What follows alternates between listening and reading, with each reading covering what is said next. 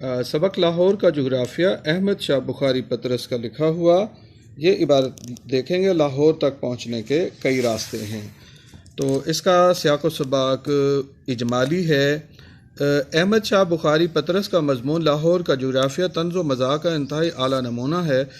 इस मज़मून में जोग्राफिया के इस्तिलाहात के ज़रिए से लाहौर की समाजी, तहज़ीबी, अदबी और तालीमी हालतों को कमाल ज़राफ़त साथ पेश किया गया है। मुसन्निफ़ ने तमहीद, महल वक़ू, हुदूद अरबा, आब व हवा, तबी हालात के ज़िमनी उन्वानात, लाहौर की म्यूनसिपैलिटी, साहिबान इक़्तिदार, अहले लाहौर और हुकूमती नुमाइंदों को लाहौर शहर की माहौलियाती आलूदगी, बदनज़मी और बर्बादी का ज़िम्मेदार ठहराया। इस तंज़ व मज़ाक़ के तनाज़ुर में लाहौर शहर को खूबसूरत देखने की ख्वाहिश ज़ाहिर की गई है। तारीफ़ मुज़हक़ के पैरा में यह मज़मून ज़राफ़त साथ साथ गहरी मकसदियत लिए हुए ये इबारत सबक के ज़ैरी उन्वान महल वक़ू से ली गई है। तशरीह तलब इबारत में मुसन्निफ़ ने इस तारीख़ हकीकत से पर्दा उठाया है कि लाहौर हमेशा अदबी और लिसानी और जंगी और अस्करी हमलों की जद में रहा है। हर दो किस्म के हमलों से अहले लाहौर ने परेशानियों का सामना किया। अगर जोग्राफिया के इल्म के मुताबिक इस मौजू को बयान किया जाता तो यहाँ लाहौर का हकीकी महल वक़ू बयान किया जाता।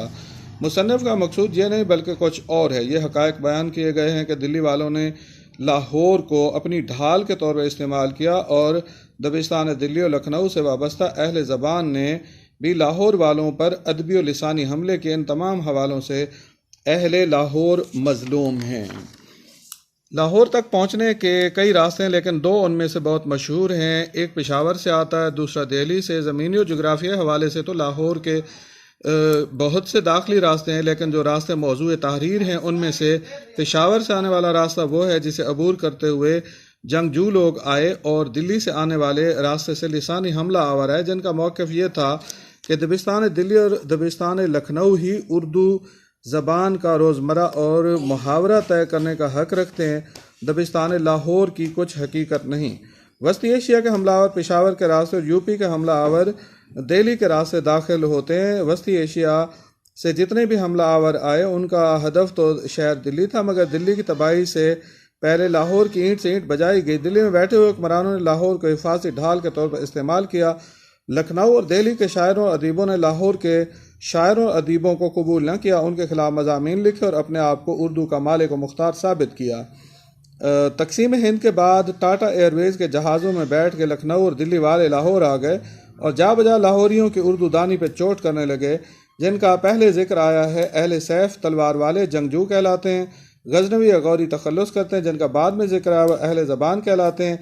ये भी तखल्लुस करते हैं, इसमें बड़ी महारत रखते हैं। मोहम्मद बिन कासिम से अहमद शाह अब्दाली तक बहुत से लोग हिंदुस्तान पर बर सग़ीर पर हमला आवर हुए। उनके नामों के साथ मुख्तलिफ अल्लाह के इस्तेमाल होते थे। मसलन शहाबुद्दीन मोहम्मद गौरी, सुल्तान महमूद गजनवी का ताल्लुक़ गौर और गजनी से था। मज़ाक के तौर पर उनको तखल्लुस यानी मुख्तसर शायराना नाम कहा गया। दर हकीकत वो शायर न थे। जहाँ तक अहले ज़बान शायरों के तखल्लुस का जिक्र है, मीर वाक़ई मीर यानी बादशाह हैं, शायर हैं। गालिब सब पर गालिब हैं। आतिश की आतिश बयानी मुसल्लम है। नासिख ने पहले वाले शायरों का सेहर मनसूख किया। मोमिन भी इस्म बा मुसम्मा शायर हैं।